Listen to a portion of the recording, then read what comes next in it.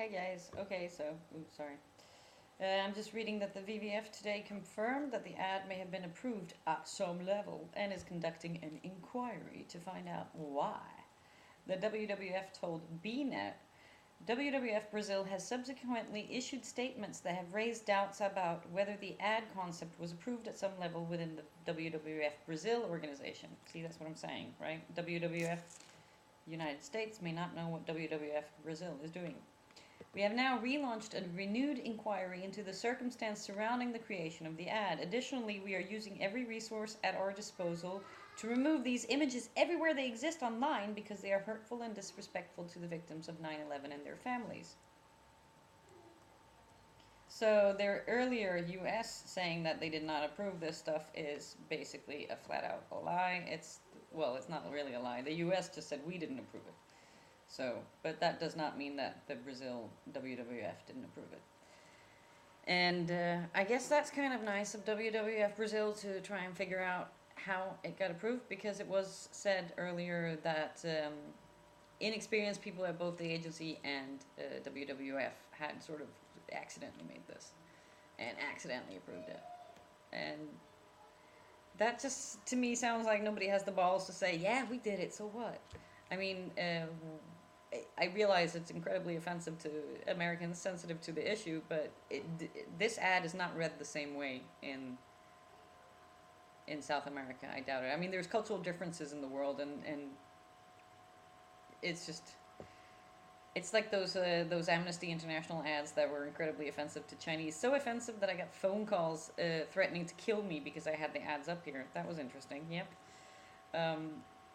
Those ads weren't read the same way by Scandinavians at all, and it's just, we have to realize that people are different around the world, and symbols mean different things. Although I still don't think the ad's very good, though. Having said all that, I just don't think it's a very good ad. It's just kind of a shock value. I mean, I see that a lot from South America in particular, because the Bic ads that we had to remove earlier, Bic made us white out the ads all over the whole website and everything. We'd never do that again, because that's just, I mean, the creative director was begging on his bare knees that I'd remove the ads, and so I thought I was doing the right thing by being kind to him, but we've never received a submission from that particular agency since, so yeah, I'm sorry, I'm not going to be nice anymore. But they contained images of the Twin Towers and then an airplane whited out, because Bic white out fixes everything. And that was, the disconnect there was just much, much bigger, and that ad example was just horrifically bad, and typically made by, yeah, some kind of young team who just didn't get how bad of an idea that is. That's just really crap. I've also seen, I mean, I've seen lots of other bad ideas come out, and lots of ideas that were shot, like from London agencies. We often get something that's photographed and has the logos on it and is really nice. There's examples on the site that I've still left up, where the agency then later calls us and said this wasn't approved by the client and we have to remove it. So what we do now is that we remove the client's name from it. We remove all trademarks and logos, and then we stipulate that this was not approved by the client, so that people can actually find out that this is the case, instead of it like floating around somewhere else on the web without this information, because that would make it kind of hard to keep track of these things.